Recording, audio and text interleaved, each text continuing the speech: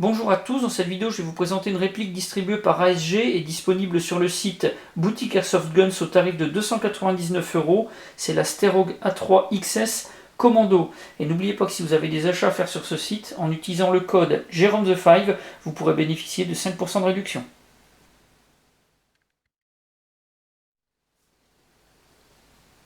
Pour le packaging, on a une boîte en carton tout à fait classique, mais avec un visuel qui est assez joli. On a la photo de la réplique qui vient surmonter le logo de l'armurier Stermann-Licher. Alors du point de vue information, on a pas mal de choses qui sont indiquées, les caractéristiques principales sur le dessus de la boîte et puis également sur les côtés. Pour l'intérieur, on a un bloc en polystyrène blanc compartimenté, quelque chose qui n'est pas joli du tout, mais qui est extrêmement sécurisant. Ça, c'est le principal.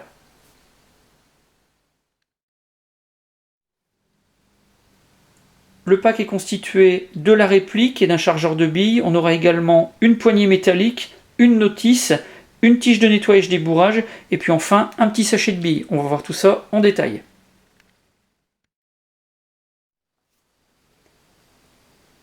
Cette réplique, c'est un AEG de type Bullpup qui a été fabriqué sous licence de l'armurier Stermann-Licher et elle est composée de métal et d'ABS.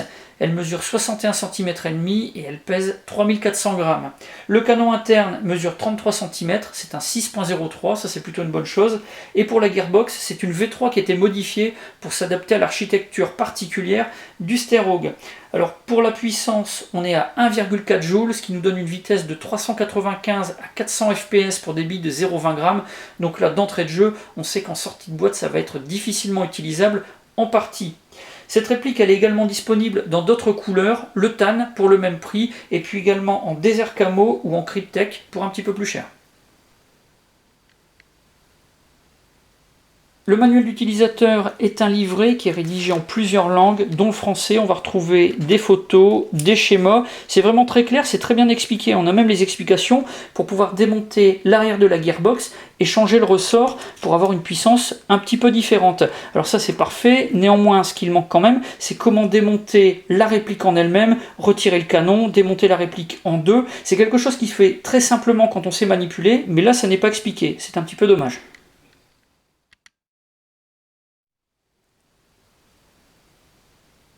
La réplique est fabriquée en ABS et en métal. Vous avez de l'ABS pour la partie arrière, crosse, poignée, et du métal pour la partie avant, le canon externe, la partie avant du corps, et puis également le rail supérieur et le rail inférieur. Pour les rails latéraux, on a du métal et de l'ABS, on le verra après. Alors pour ce qui est de la qualité de fabrication, moi je dois dire que je suis assez content. On a de l'usinage qui est très bien fait, du point de vue des couleurs c'est uniforme, et pour l'ABS, on a un rendu au toucher qui est assez agréable, on a une partie qui est légèrement texturée, c'est pareil, c'est assez agréable, ça facilite les manipulations, donc tout ça c'est très bien. Au niveau des marquages, on n'a pas grand chose, ils sont assez bien faits. On va retrouver sur le côté gauche de la réplique le logo et le nom de l'armurier. Donc c'est quelque chose qui est bien fait, qui est relativement réaliste, mais qui ne correspond pas à l'arme en elle-même. Et puis de l'autre côté, on aura les marquages du fabricant, ASG, des marquages qui sont propres à l'airsoft. Le petit F dans le pentagramme, ça c'est pour le marché allemand, pour signifier qu'il s'agit d'une réplique d'arme. Ensuite le calibre, donc spécial airsoft. Sinon, sur la fenêtre d'éjection, enfin sur la culasse, la fausse culasse qui est apparente, on va avoir un numéro de série, et ce numéro il est propre à chaque réplique.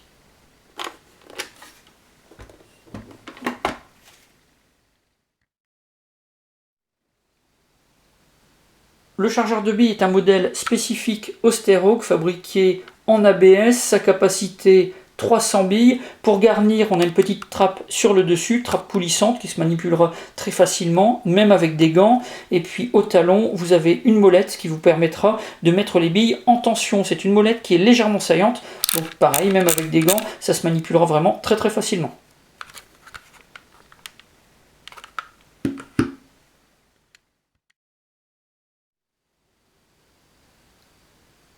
Pour les manipulations, on a quelque chose de vraiment très simple. Vous avez le bouton de sûreté qui se trouve juste ici. Donc là, vous avez le point rouge qui est apparent, le bouton qui est saillant du côté gauche de la réplique. Donc là, on peut faire feu. Si vous pressez sur la détente partiellement, vous allez tirer coup par coup, et si vous continuez et que vous pressez complètement, là vous allez tirer en rafale. Pour mettre en sécurité, il suffit simplement d'enfoncer le bouton latéral, il va devenir saillant du côté droit de la réplique, et là les systèmes de détente vont être complètement bloqués et on ne pourra pas tirer.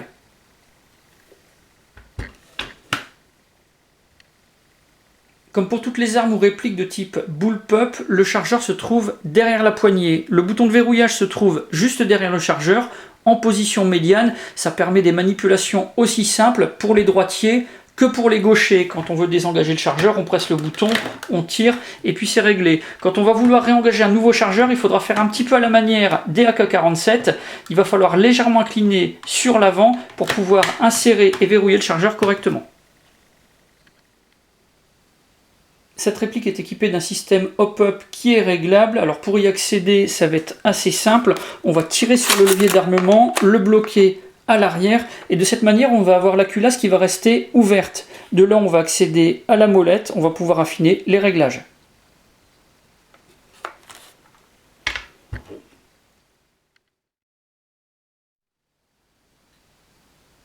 La fenêtre d'éjection qui permet d'accéder à la molette de réglage du hop-up se trouve par défaut du côté droit de la réplique. Mais si on veut avoir un accès par le côté gauche, ce sera vraiment très simple. Il suffira de démonter cette plaque en caoutchouc pour libérer la fenêtre d'éjection du côté gauche. Ensuite, il suffira de replacer la plaque sur la fenêtre droite.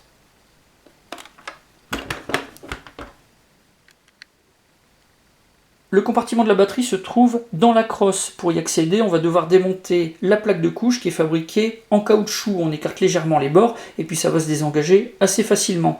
Alors on a un compartiment batterie qui n'est pas des plus grands. Pour la longueur, on est à 13 cm, la largeur 4, la profondeur 3. Ça, ce sont des contraintes dont il faudra tenir compte quand on va choisir sa batterie. Et puis au fond du compartiment, vous avez une plaque qui est tenue par deux vis. Si vous enlevez ces deux vis, la plaque, vous allez pouvoir la démonter et de cette manière accéder à l'arrière de la gearbox. Là, vous pourrez accéder rapidement au ressort qui se trouve à l'intérieur pour pouvoir le changer et faire baisser la puissance. Les organes de visée sont installés sur le rail d'interface supérieur, ils sont amovibles, pour ça il va suffire simplement de dévisser la petite molette qui se trouve du côté gauche. Alors à l'arrière, on a un cran qui est basculant, vous avez le choix entre un cran large et un cran un petit peu plus fin. Est-ce que ça a réellement son utilité en airsoft? Ça, je n'en suis pas sûr.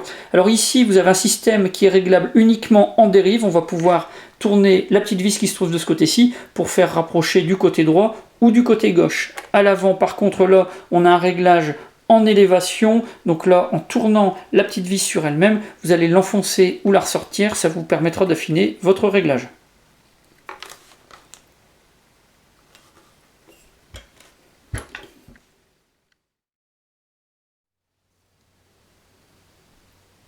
Ce Sterhog est équipé de 7 rails d'interface. Alors est-ce qu'on aura besoin d'autant de rails sur une réplique? Ça, je n'en suis pas sûr. Par contre, ce dont je suis certain, c'est que de ce fait, on va pouvoir installer exactement où on le veut tous les accessoires dont on veut équiper cette réplique. Alors pour les dimensions, on a un rail supérieur qui mesure 32 cm et demi, le rail inférieur mesure lui 13 cm. Tous les deux sont fabriqués en métal. Sur le côté droit de la réplique, on a 3 rails en oblique.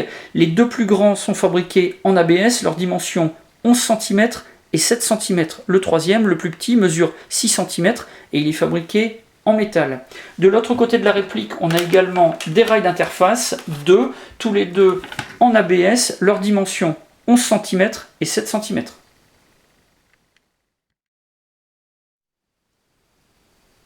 Cette réplique elle est équipée d'un unique système d'accrochage qui se trouve sur la crosse du côté gauche. C'est quelque chose qui pivote à 360 degrés et qu'on va pouvoir démonter instantanément grâce au système de Quick Disconnect dont il est équipé. Alors ce point d'accrochage, on ne pourra pas l'installer sur le côté droit de la crosse puisque là-bas, on n'a pas du tout le même système d'ancrage qu'ici.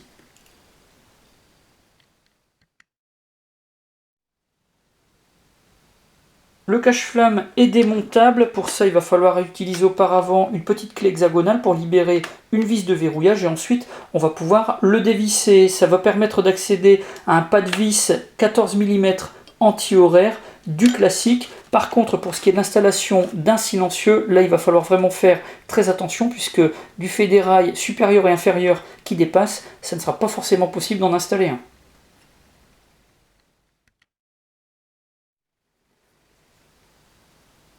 La poignée qui est fournie est fabriquée en métal, son poids est de 266 grammes, elle est très bien faite, on n'a pas de défaut d'usinage, c'est quelque chose qui est vraiment de bonne qualité. Alors pour l'installer sur la réplique, ça va être assez simple, on va dévisser cette molette latérale pour écarter l'étrier, pour venir se prendre ensuite sur le rail d'interface. Alors cette poignée, elle est creuse, si vous dévissez le bouchon qui se trouve tout en dessous, vous allez ouvrir le compartiment, à l'intérieur vous pourrez ranger des piles de rechange ou des bonbons par exemple. Et puis chose très intéressante, c'est que la poignée est démontable en plusieurs parties. Alors je ne vais pas tout démonter complètement, mais vous avez les parties médianes qui peuvent se séparer, ça vous permet de refaire un assemblage différent pour avoir une poignée beaucoup plus courte et puis gagner de cette manière un petit peu de poids, environ 30 à 40 grammes.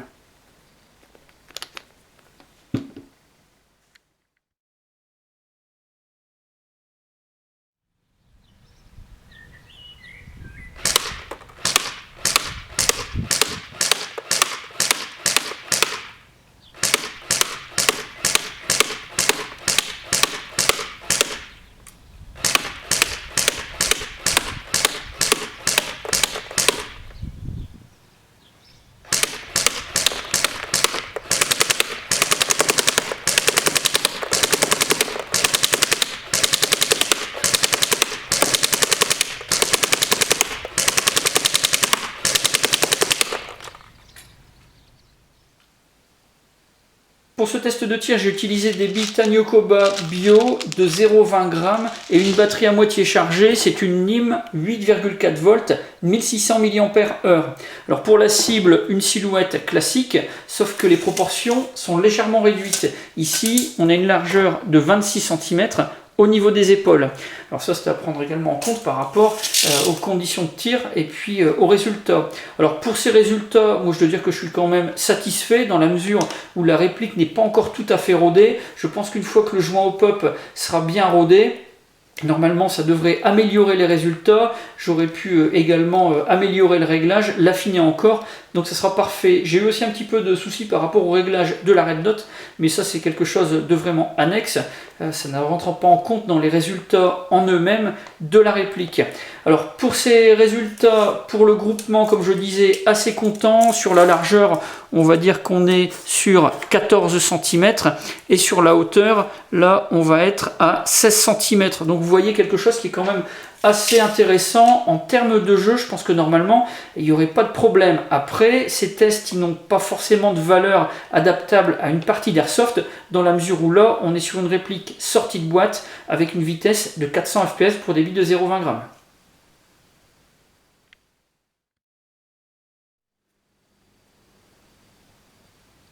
Pour cette réplique, j'ai un avis qui est positif. Ce qui m'a poussé à me la procurer dans un premier temps, c'est surtout son look très atypique. C'est quelque chose qui est assez peu courant sur les terrains. On a une multitude de rails qui donnent une ligne très particulière, et puis ça va me permettre également de pouvoir l'accessoiriser très facilement. C'est un bullpup, donc une réplique qui va être courte, mais avec un canon d'une taille tout à fait normale, et donc ça va la rendre vraiment très pratique, très ergonomique en CQB. Pour les finitions et puis l'esthétique, on a quelque chose qui est vraiment très correct. Là-dessus, on n'a aucun souci à se faire. Et puis on a dans le pack une poignée de bonne qualité dont on va pouvoir changer la taille, qu'on va pouvoir installer plus ou moins à l'avant sur le rail. Donc ça, c'est vraiment intéressant. Du point de vue des points négatifs, ça va surtout venir de l'interne. En premier lieu, la puissance, 400 fps pour la vitesse des billes, c'est quelque chose qui est vraiment excessif. Néanmoins, le démontage vraiment très simple de l'arrière de la gearbox va permettre de résoudre ce problème. Pour le reste de l'interne, je vais vous laisser aller visiter la chaîne de Ding Chavez et puis également son blog. Je vous mets tous les liens dans la description de la vidéo. Vous verrez son avis. Lui a procédé à un démontage vraiment approfondi. Alors, pour résumer, on a quelque chose qui n'est pas extraordinaire, qui ne donnera pas des capacités, illimitées à la réplique, mais bon, qui est quand même largement acceptable pour commencer.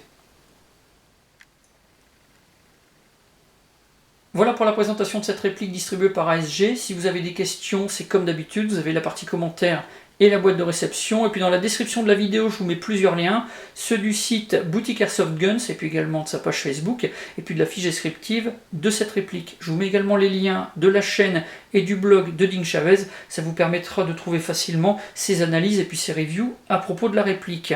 Moi je vous donne rendez-vous dans une prochaine vidéo pour vous montrer l'accessoirisation, le démontage partiel de la réplique, et puis également comment on fait pour procéder au changement du ressort de la gearbox. J'en ai maintenant terminé, et je vous dis à bientôt pour d'autres vidéos.